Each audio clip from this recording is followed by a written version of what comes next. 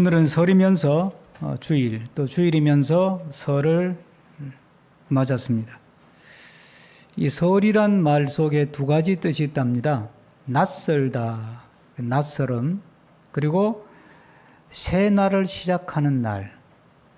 낯선데 새로운 날을 시작하는 날이다. 이런 뜻이 담겨 있다는 거죠. 그러니까 낯설지만 어떤 새로운 것을 기대하면서 맞는 날, 그런 뜻 같아요. 누가 설 인사하면서 이제 이게 낯설음과 새 날을 기대하는 날이라는 문장을 보내준 걸 보면서 여기 우리 믿음 생활하고 참 비슷하다. 믿음 생활이라고 하는 게 우리가 날마다 하나님을 경험하고 살지만 참 낯설고 어떨 땐 그러면서 굉장히 익숙하고 굉장히 낯설면서 익숙하면서 그러면서 또 뭔가 새로운 것을 기대하고 이게 믿음의 여정이 아닐까. 믿음이라는 생활이 어떤 주어진 공식에 따라서 어떤 법칙에 따라서 착착착착 진행되는 것이 아니라 우리가 알 수 없는 수많은 변수들이 수많은 일들이 예측할 수 없는 일들이 우리 앞에 펼쳐지잖아요. 그럴 때마다 때로는 굉장히 당황스럽고 낯설고 그러면서 그 속에서 또 하나님의 새로운 어떤 것을 기대하고 소망하면서 그러면서 우리가 믿음의 삶을 살아가죠. 목회자들이 신방하면서 가장 많이 소개하는 성경 구절 중에 하나가 오늘 본문 속에 나오는 구절이 아닐까 생각합니다. 28절 말씀에 우리가 알거니와 하나님을 사랑하는 자 곧 그 뜻대로 부르심을 입은 자들에게는 모든 것이 합력하여 선을 이루느니라. 이 구절 하나만 딱 떼가지고 읽어도 참 위로가 되고 은혜가 되고 그런 말씀인데 이 구절 앞뒤를 전체를 쭉 보면서 읽으면 이 모든 것이 합력하여 선을 이룬다는 말은 이게 쉽게 풀 수 있는 내용이 아니에요. 그래서 제가 설교 제목을 하나님의 고차방정식 또는 신묘막측한 지혜 이렇게 제목을 붙여본 것인데 하나님께서 어떻게 모든 것을 합력해서 하나님의 최선을 이루어 가시는가. 짧은 한 번의 설교 이걸 풀어낼 수는 없겠지만 오늘 이 말씀을 받으면서 또 새해를 맞이하면서 또 설을 맞이하는 이 시간에 세 가지 질문을 우리 마음속에 좀 가졌으면 합니다. 첫 번째 질문은 내 삶의 운전대를 잡고 있는 것은 누구인가 하는 것입니다. 한국 사회가 한국 사회뿐만이 아니라 세계가 그런 것 같아요. 과학기술이 고도로 발달하면서 굉장한 어떤 과학적 부흥기를 맞았는데 그러면 그럴수록 인간의 문제에 대한 답을 찾기가 어려운 거예요. 양극화가 심해지고 사회 병리 현상이 너무너무 극심해지고 인간이 어디까지 교활해질 수 있고 어디까지 인간이 악해질 수 있는지 그 끝을 알 수가 없는 거예요. 인간의 욕심은 어느 정도까지 채워야 만족할까 그것도 모르겠고 그러니까 고도의 과학기술의 부흥을 번영기를 맞으면서 동시에 인간의 관계들은 계속 깨어지고 갈등과 다툼과 분쟁과 이런 것들이 계속 연속이 되다 보니까 이제 관심을 갖게 되는 것이 인문학이죠. 인문학, 역사, 철학, 문학 이런 것들 또 예술 이런 것들을 통해서 답을 찾아보자는 이야기 아니겠어요? 지금의 한계를 뛰어넘어서 과학의 한계를 뛰어넘어서 또 돈 벌 수 있는 길이 뭘까? 그걸 위해서도 인문학을 찾고 앞서 말씀드린 것처럼 인간의 문제가 지금 그 나락으로 치달으니까 이건 과학기술의 발달로는 해결할 수가 없으니까 인간을 복제하는 기술을 과학기술이 만들어냈어요. 그럼 인간을 복제하는 기술을 가지고 인간이 무슨 짓을 할지는 아무도 모르는 거예요. AI 기술을 인간이 또 너무너무 똑똑해서 AI 기술을 만들었어요. 그럼 그 AI 기술을 가지고 인간이 또 무슨 못된 짓을 할지 아무도 모르는 거예요, 이게. 이게 인간에게 희망을 줄지 절망을 가져올지. 그래서 미래학자들은 인간의 미래는 유토피아일까? 아니면 지옥 같은 디스토피아, 파괴로 가는 것일까? 모르겠다는 거예요. 답이 없어요. 그래서 이제 인문학을 통해서 한번 좀 배워보자. 그래서 인문학에 대한 관심이 계속 지금 고조되고 있는 거죠. 근데 인간의 삶의 문제를 해결하기 위해서 인문학에 관심 갖는 건 지극히 자연스러운 것이겠죠. 그동안은 인간을 소외시키고 인간을 배제시키고 그저 돈. 그렇죠? 가족도 필요 없고 돈. 성공을 위해서 인격, 인간 다 무시하고 그냥 학생은 공부하는 기계, 막 그냥 점수, 성적, 성공하면서 그냥 몰아붙여 왔잖아요, 지금까지. 그러니까 인문학을 통해서 뭔가 좀 인간답게 살아야 되겠다 생각하는 것은 지극히 자연스러운 반응이에요. 이대로 살 수는 없잖아요. 근데 우리는 하나님을 믿는 사람으로서 우리가 가지는 그 사람에 대한 설명, 이해는 인문학적 이해가 아니에요. 우리는 쉽게 평범하게 이야기하면 성경에서 인간을 어떻게 말하고 있느냐 하는 관심이고, 그걸 조금 무게감 있게 이야기하면 신학적 인간학에 대한 질문이에요. 인간은 무엇인가? 인간은 어디서 왔는가? 인간은 누구인가? 인간은 어떻게 살아야 하는가? 인간은 어디로 가는가? 하는 것에 대한 질문이 이제 성경을 통해서 신학적으로 정리해서 우리가 배우고 듣고 또 설교를 통해서 전달을 받죠. 그러면 인문학에서 말하는 인간과 신학에서 말하는 인간 또는 성경에서 말하는 인간은 뭐가 다른가? 이 시간에 뭐 인문학 강의를 할 수는 없으니까 한 가지 오늘 설교와 관련해서 말씀을 드려보면, 이 인문학에서 말하는 인간은 모든 역사의 주체가 인간이라는 거예요. 그러니까 주어가 인간이에요. 역사의 주어도 인간이고, 문학의 주어도 인간이고, 예술의 주어도 인간이고, 과학의 주어도 인간이에요. 그런데 성경은, 신학에서는 인간이 주어가 아니래요. 인문학에서는 인간이 주체고 사람이 주인이고 사람이 주관하고 사람이 주어인데, 성경에서는, 신학에서는 사람이 주어가 아니다. 하나님이 주어고 하나님이 주체고, 그렇게 성경은 이야기를 하는 거예요.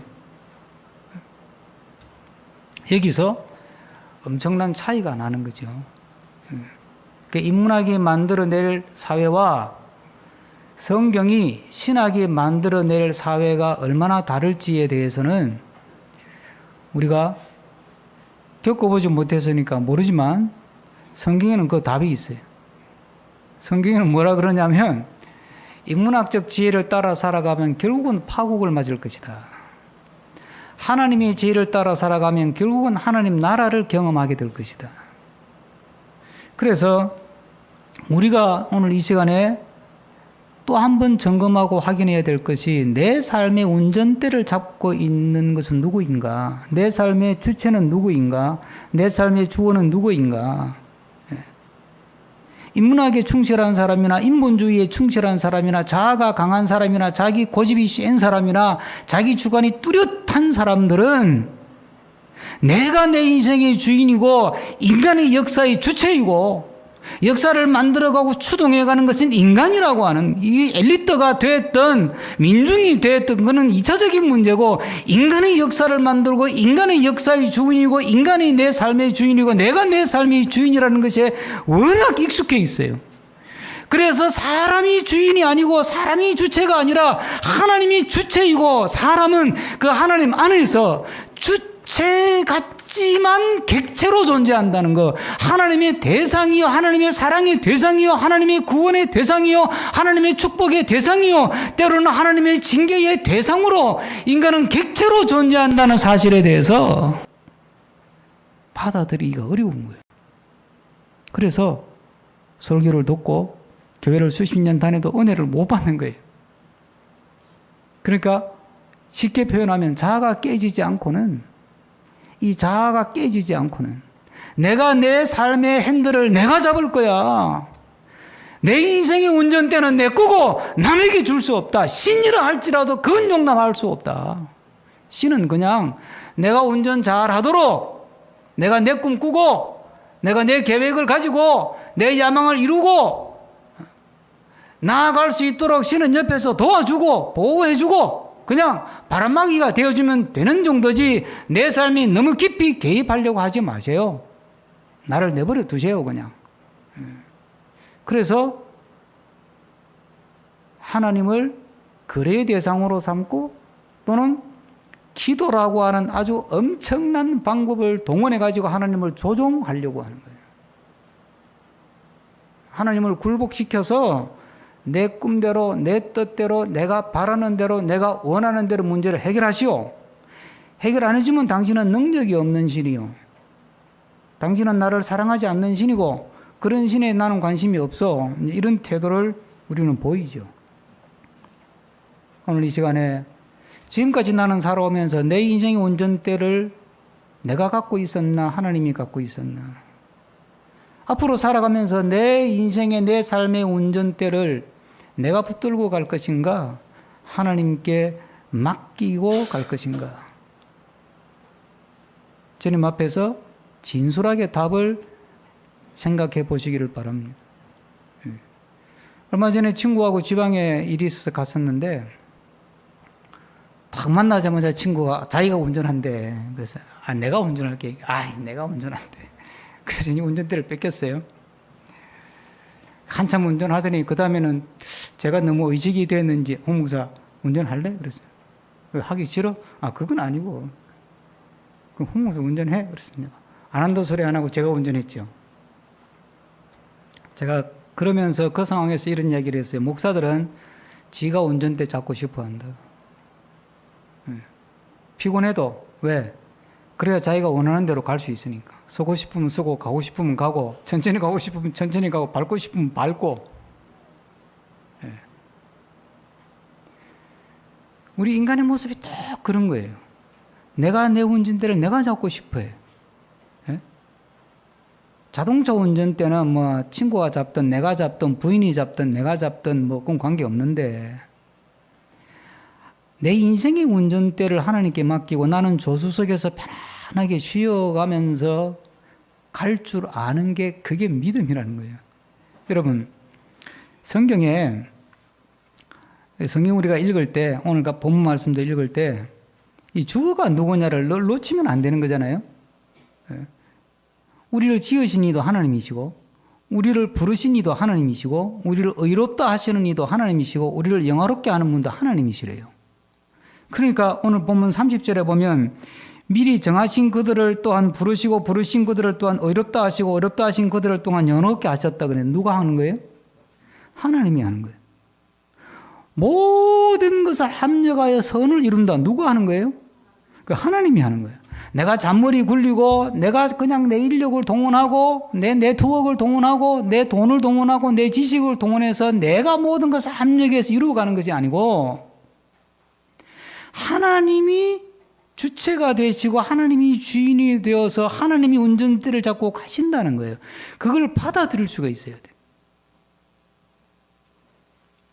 그러는 사람은 하나님 앞에 나와서 무릎 꿇기를 주저하지 않습니다.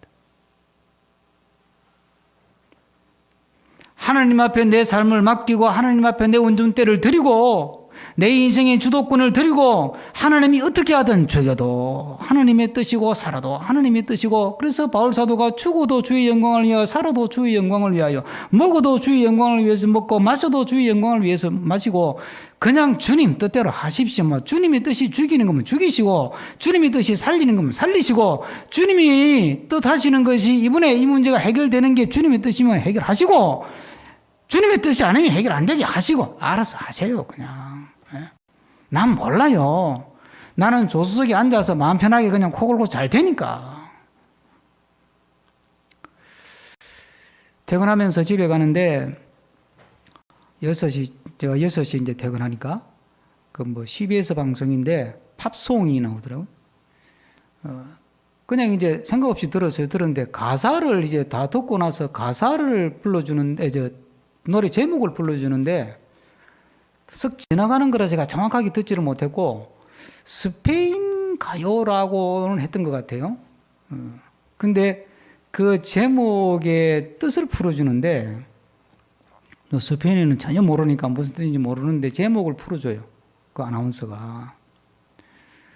당신 안에서 길을 잃고 싶습니다. 라는 노래였대요.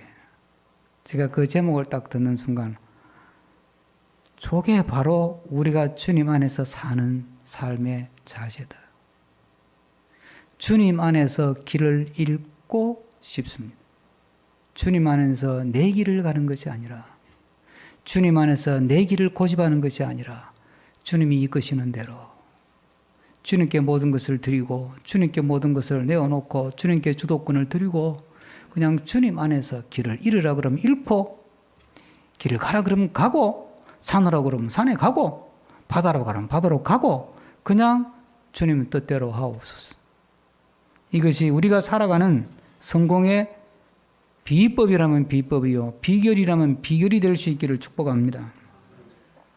두 번째 질문은 뭐냐면, 내 삶이 내 뜻대로 되지 않을 때, 합력하여 선을 이루시는데 내 삶이 내 뜻대로 되지 않을 때, 실망스러울 때, 그때도 하나님을 신뢰할 수 있는가 하는 것입니다.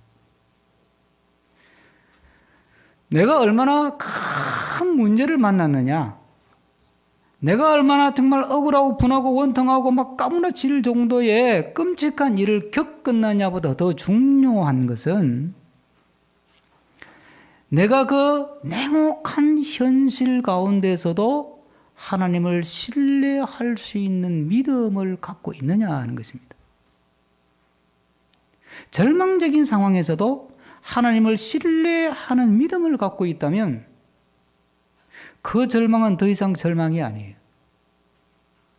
그래서 절망 중에도, 고난 중에도, 환난 중에도, 소망 중에 즐거워할 수 있게 되는 줄로 믿습니다. 우리가 믿음으로 살아도 삶이 고달픈 건 피할 수가 없어요. 이태원 참사에 희생당한 사람 중에 참 믿음 좋은 자매가 하나 있었더만요. 제가 기사를 주시면 읽어보고 마음이 많이 아팠어요. 그 부모님은 얼마나 끔찍할까. 굉장히 믿음이 좋았더만 그 자매가. 여러분, 여러분이 그런 집에 가서 신방을 갔다고 생각을 했습시다. 예? 조문을 가든지. 그러면 그 부모들한테, 부모님하고 마주 앉아서 뭐라고 말하실래요? 예? 여러분 같으면. 다 하나님 뜻이 있어요. 낙심하지 말아요. 여러분, 그런 소리 하지 말아요. 그 함부로 쉽게 하는 말이 아니에요. 그 믿음 좋은 말이 아니에요. 예? 제가 비슷한 상황에 있는 교인을 신방한 적이 있어요. 오래전에 교육전사를 할 때. 그 남편이 갑자기 돌아가셨는데 낙심을 해서 어머니가 교회를 안 나오셔요. 저는 그 딸아이, 중학생 딸아이를 지도했었는데 그 교회에서 담임 목사님이 찾아가고 뭐 부목사님 찾아가고 담당 교구 전사님 찾아가고 교회를 안 나오시는 거예요.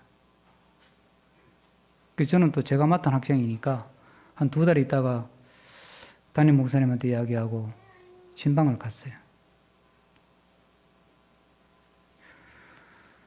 마주 앉아서 예배를 드린다고 왔는데 할 말이 없잖아요. 저는 얼마 전에 그 자리에 앉기 얼마 전에 저희 어머니가 교통사고로 세상을 떠나셨기 때문에 뭐라고 말을 해야 되지. 그래서 찬송은 부를 자신이 없고, 그래서 이 본문 읽었어요. 28절 한 절만 읽고 제가 이렇게 말을 건넸어요. 집사님, 이해가 안 되죠. 그러니까 힐끗 보시더라고. 하나님이 왜 이러시는지 이해가 안 되시죠. 또 힐끗 봐요. 그래서 저도 이해가 안 되네요. 이랬더니 이분이 이렇게 막 그냥 전사도 꼴보기 싫다는 듯이 옆으로 빗게 앉아 있다가 저도 이해가 안 되네요. 그러니까 이렇게 보더니 자세를 고쳐 앉아서 저를 마주 앉으시더라고. 그래서 제 경험을 이야기하고 저도 하나님 왜 우리 어머니를 그렇게 새벽기도 가시던 분을 건너를 못 건너다가 그런 끔찍한 일을 당해서 그렇게 불러가셨는지 저도 이해가 안 됩니다. 여러분, 문제는 이해가 되느냐가 아니에요. 우리는 자꾸 이해하려고 하는 거예요. 이해가 되느냐가 아니에요. 이해가 되면 어떡하겠어요? 이해가 된다고 믿음이 생깁니까? 이해가 되느냐 안 되느냐가 아니고 비록 이해가 안 되는 그 상황에서 억울해 미칠 것 같고 그냥 우라가 치미는 그 상황에서도 하나님은 지금도 내 운전대를 잡고 계신다는 것을 신뢰할 수 있느냐는 거예요. 길을 잃더라도 주님 안에서 길을 잃어야지. 그렇잖아요. 낙심을 하더라도 주님 안에서 낙심을 하면 기도가 되잖아요. 절망하고 좌절하더라도 주님 안에서 믿음 안에서 절망하고 좌절하는 것은 기도가 된다고요. 오늘 본문에 보세요. 23절 한번 같이 읽습니다. 중요한 단어가 하나 나옵니다. 23절, 22절, 23절 이어서 같이 읽습니다. 반복되는 두 번 반복돼요. 그 단어가. 피조물이 다 이제까지 함께 탄식하며 함께 고통을 겪고 있는 것을 우리가 아느니라. 그뿐 아니라 또한 우리 곧 성령의 처음 익은 열매를 받은 우리까지도 성으로 탄식하며 양자 될 것 곧 우리 몸의 속량을 기다리는. 무슨 단어가 반복되죠? 탄식한다는 거예요. 구원받은 우리도 탄식한대. 고통 가운데 신음한다는 거예요. 오죽하면 성령도 말할 수 없는 탄식하는 성령도 탄식하면서 기도한다는 거예요. 우리는 명색에 은혜 받고 믿음 생활하고 목사, 장로, 권사, 집사가 돼가지고 좀 힘든 일이 있고 고통스러운 일이 있고 이해가 안 되는 일이 있고 억울한 일이 있고 냉혹한 현실의 벽에 부딪혔을 때 막 탄식하고 너무 힘들어요. 너무 아파요. 너무 괴로워요. 막 하나님 앞에 대들고 하나님 앞에 투정하고 이러려면 나 안 믿을래요. 그러고 대들면 하나님이 막 벌을 내릴 것 같고 그런데 그렇지 않아요. 하나님의 은혜를 알고 나면 하나님은 그걸 다 허락하셔요. 왜? 그게 하나님 일하시는 방법이에요. 여러분 보세요. 이스라엘 백성들이 광야에 40년 고생하잖아요. 그렇죠? 이스라엘 백성들이 애굽에 나와가지고 바로 그냥 가나안 땅에 들어갔으면 주변의 모든 나라가 박수를 치고 환호를 보냈을 거예요. 이야, 위대하신 여호와 하나님, 저 신을 믿어야 된다. 다 달려들었을 거예요. 40년 동안 무슨 소리 들었어요? 저희들 저거 예수 믿고 하나님 믿어가지고 뭐 나아진 게 별로 없네.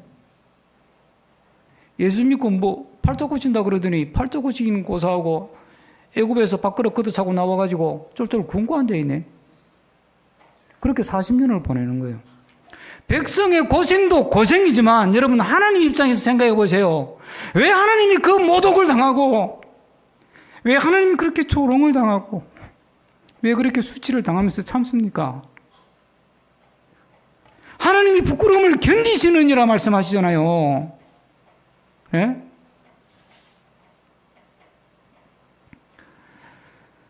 그게 하나님의 방법이에요. 예? 그게 하나님이 일하시는 방법이라니까요.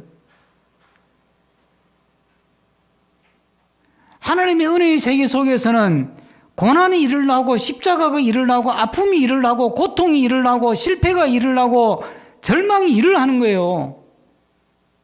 그걸 받아들이고 주님 안에서 믿음 안에서 때로는 소리를 지르고 때로는 투정을 하고 때로는 대들고 때로는 손사래를 치고 그러면서 기도의 자리를 지키는 거예요. 그게 믿음이에요.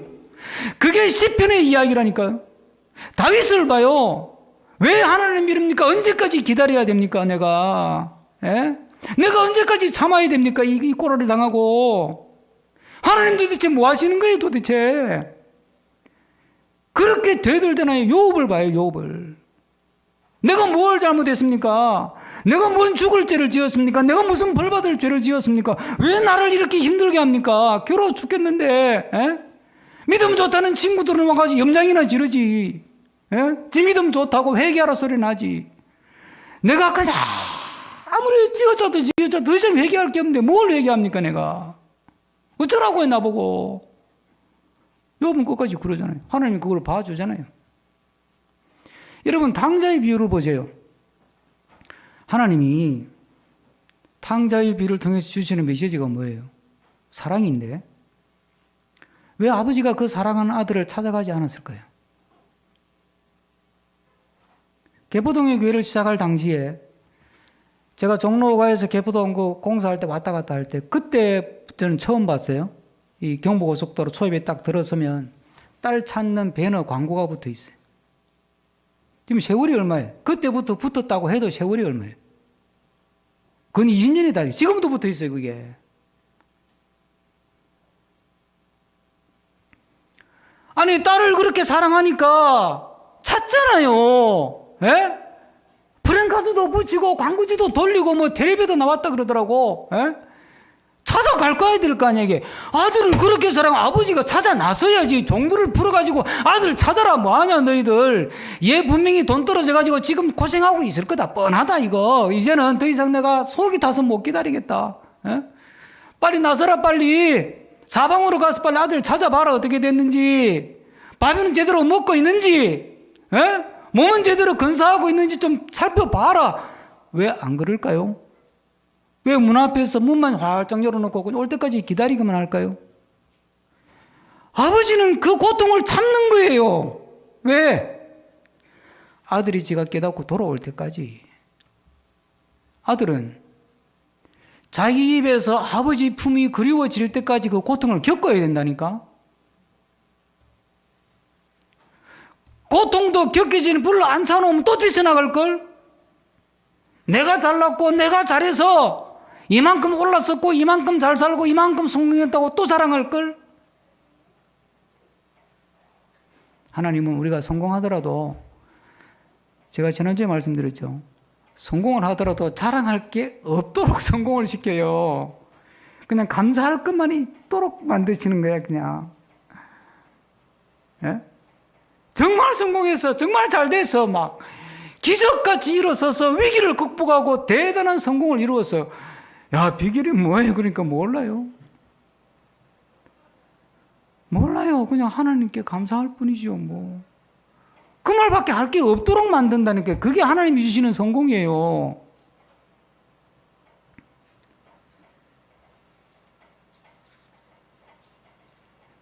우리가 이 시간에 두 번째 질문 다시 한번 마음에 새겨보시면 좋겠어요.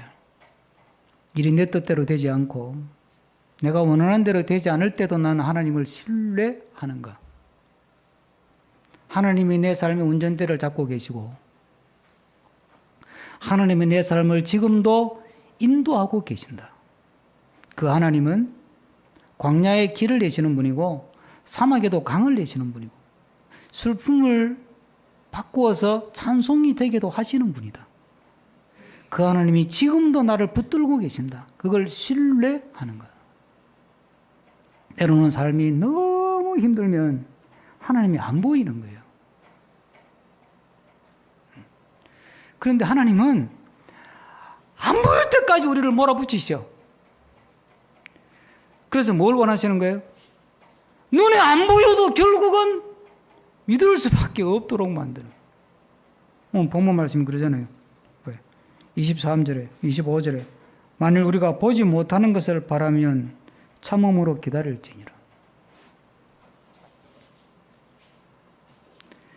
세 번째 마음에 한번 새겨볼 질문은 실패와 탄식이 하나님이 일하시는 방법이고 그 고통의 현장이 하나님이 일하시는 현장이라는 사실을 믿는가 하는 것입니다. 예배 시간이라 그 영상을 제가 보여드릴 수는 없는데 누가 저한테 보내줘서 너무 기가 찬 영상이라 저한테 보낸 것 같아. 천공이라고 하는 뭐 대단한 사람 있잖아요. 모르시나? 뭐 머리 허옇게 가지고 도살하고 요즘 아주 득세 아주 대단한 사람이 있어. 그 사람이 자기를 따르는 신도들하고 뭐 질의응답하는 시간 같던데 제자가 물었어. 그 모인 아줌마들이. 성경에 보니까 제자들이 예수님 부인 3번이나 부인한다고 하는 내용이 나오는데 그게 무슨 뜻이에요? 그러니까 전공이 뭐라고 하느냐 하면 제자들이 나를 3번 부인할 것이라고 말하는 것은 딱 점을 쳐보니까 점괘가 저 제자들이 나를 버릴 거구나. 점괘가 나왔다는 거야. 점괘가 나왔으면 그럼 어떻게 해야 돼요? 그건 나쁜 점괘잖아. 그러면 그 자리를 떠야 된다는 거야. 그 자리를 떠야 되지. 이게 밀어내가지고 지혜가 없어서 그 자리에 있다가 잡혀가 죽은 거야. 하나님이 지 아들을 십자가에 죽일 것 같냐고. 그 사람이 쓴 문장을 제가 그대로 한번 읽어드리면 아들을 십자가에 갖다 쳐 박을까봐? 그게 아니라는 거야. 근데 지가 바보같이 밀어내가 지혜가 없어가지고 점괘가 딱 나왔다는데 점괘가 나왔으면 도망을 가야지 왜 그 자리에 있냐 이 말이지. 여러분 이게 우리가 볼 때는 우습지만 안 믿는 사람이 볼 때는 맞는 말이에요 이게. 믿음의 눈으로 안 보면 맞는 이야기지. 제자들이 나를 버릴 줄 뻔히 아는데 왜 그 자리에 있어 도망을 가야지. 여기 있으면 잡혀 죽을 줄 뻔히 아는데 왜 그 자리에 있어 도망을 피신을 해야 되지. 예? 예수님은 제 아들 보고 그랬어요. 갈릴리 지경에 있을 때 이제 내가 예루살렘으로 올라간다. 내가 예루살렘 올라가면 저놈들이 나를 잡아 넣을 거야. 그리고 나를 죽일 거야. 그다 이야기했죠, 그죠? 그걸이 이제 이 양반은 뭐 점치는 사람이니까 점괘가 그렇게 나왔다는 거지. 그러면 안 올라가야 될 거 아니야, 그 길을. 근데 올라간다니까. 그러니까 이 양반이 참 하수지. 우리 믿음의 눈으로 볼 때는 하수인 거예요. 응? 그래서 고린도서에 이 양반에게 들려주고 싶은 구절이 있는 거예요. 고린도 전서 1장 23절 24절 제가 읽어드릴 테니까 잘 들어보세요. 아시는 말씀이에요. 우리는 십자가에 못 박힌 그리스도를 전하니 유대인에게는 거리끼는 것이고 이방인에게는 미련한 것이로되 오직 부르심을 받은 자들에게는 유대인이나 헬라인이나 그리스도는 그 십자가는 하나님의 능력이요 하나님의 지혜니라. 하나님의 어리석음이 사람보다 지혜롭고 하나님의 약하심이 사람보다 강하니라. 할렐루야.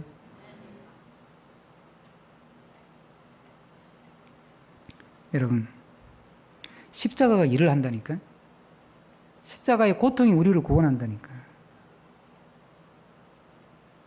지금의 힘든 것, 지금의 아픔이 나를 하나님의 사람으로 만드는 거예요. 아브라함이 부름받아가지고 얼마나 고달픈 삶을 살았어요. 더 웃기는 거는 다윗이야, 다윗. 다윗의 생애도 생각해보면 참 세상 말로 보면 기구한 거예요. 요셉도 기구하고. 다윗이 지가 뭐 왕 되고 싶어 했어요? 다윗은 제가 왕 되고 싶어 해본 적이 없어요. 목동의 아들로 태어나가지고 그냥 아버지 사랑받는 것으로 충분한 사람이 아버지 사랑도 제대로 못 받아본 사람이니까 자식들이 많아가 막내 가지고 아버지는 그냥 눈길도 안 줬거든. 아들이 있어도 그냥 애가 있는지 없는지도 몰랐어. 사무엘이 찾아갈 때 애가 있는지 없는지도 몰랐잖아요. 그러니까 이 다윗은 그렇게 작은 존재 이게. 그런데 어느 날 갑자기 사무엘이 찾아가지고 머리에 콕 기름 부으면서 네가 앞으로 이스라엘 왕이 될 거다 이러는 거야. 얼마나 기가 차겠어요? 여러분 같으면 기분 막 팔벌벌 뛸까요? 이게 뭔 상황이야 이게 도대체? 뭐? 내가 이스라엘 왕이 된다고? 저 영감님이 이제 연세가 좀 드시더니 조금 맛이 가셨구나. 뭐 이렇게 생각할 수도 있고. 예? 근데 그 다음 봐요. 그러면 이제 그 다음부터 일이 잘 풀려가지고 이제 막 가지고 골리앗 물리치고 이제 부마가 되고 그 다음에 막 예? 그 요나단 그 저 왕자 그 현재 세자로 있던 요나단이 갑자기 전쟁터에 나가 죽고 뭐 다른 대안이 없어가 사울이 다윗을 왕으로 확 세우고 이렇게 순서가 가야 되는 거 아니에요. 그게 우리가 바라는 거잖아. 그렇죠? 안 그래요? 그렇잖아요. 우리가 바라는 거잖아요. 아, 누가 왕이 된다. 그랬으면 그때부터 이제 막 탄탄대로를 달려가지고 막 만사형통해가지고 쫙쫙쫙쫙 올라가가지고 왕관 탁 쓰고 앉아서 하나님은 위대하시다. 이래야 되는 건데 이게 뭐가 역적 누명을 뒤집어 쓰고 그냥 죽게 살기로 도망을 다녀야 되는 거야. 그때 15년 동안은. 이게 뭐 하자는 거예요? 그런데요. 그렇게 죽을 고비를 넘으면서 도망 다니는 것이 다윗을 왕으로 만든다니까.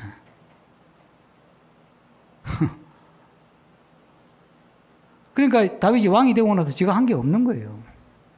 저는 그냥 죽게 살기로 도망 다니면서 그냥 이를 악물고 버틴 것밖에 없어. 하나님 언제까지 기다려야 됩니까? 뭐 언제까지 내가 이 수모를 참아야 됩니까? 그러면서 뭐 시간이 없어서 그냥 여기까지만 하는데 요셉도 마찬가지잖아요. 요셉 지가 뭐 총리 되고 싶어 했어요? 아, 그런 적 없어요. 요셉은. 근데 하나님의 최선이 뭐예요? 요셉은 총리 자리에 안 주는 거야. 그래야 이스라엘 불러다가 구원해서 구속사를 만들어 가니까. 그건 하나님의 계획이고 하나님의 로드맵이고 요셉은 몰라. 그냥 괜히 형들한테 팔려가지고 죽을 고생하잖아요. 요셉이 한 게 뭐가 있어요? 버틴 것밖에 더 있어요. 내가 믿음 안에서 그래도 내가 믿음 하나님 붙들고 살아야지 뭐.